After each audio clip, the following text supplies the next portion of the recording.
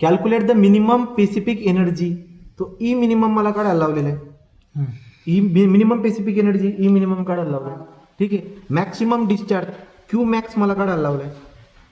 ठीक आहे. करस्पॉन्डिंग पुढे काय आणले, corresponding specific energy 1.8 metre.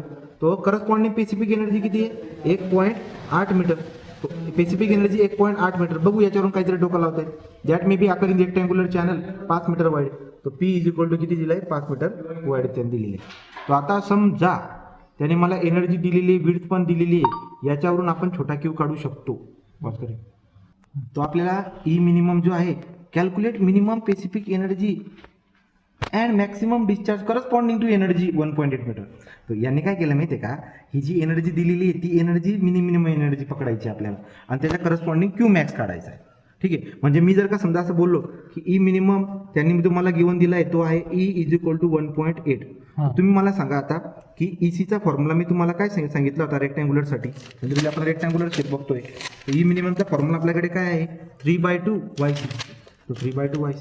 3/2 YC जर तुम्ही टाकला इथं 3/2 इंटू YC तर काय होईल, ईसीची व्हॅल्यू टाकली मी 1.8 is equal to 3/2 into YC. Shift solve answer equal करून सांगा YC किती आला. 3/2 इंटू YC.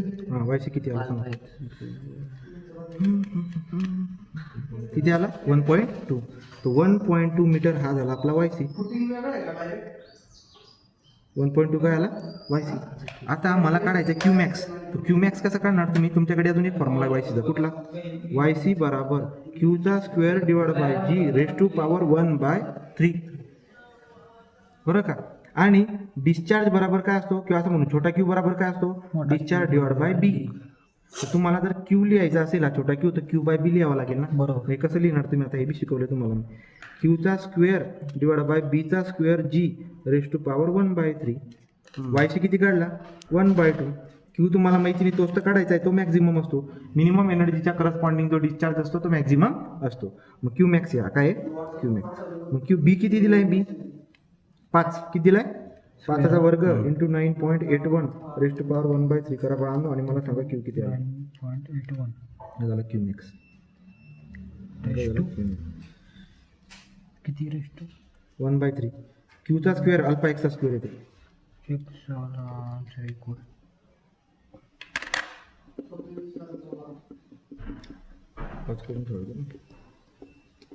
हॅलो किती आला, तर क्यू मॅक्स येतं 20.58 म्हणजे 586. 20.586 मीटर क्यूब पर सेकंड. या पद्धतीने ते आपल्याला दिसायला भेटतं. चेक बी करून या पद्धतीने 8 मार्काचा प्रश्न आहे.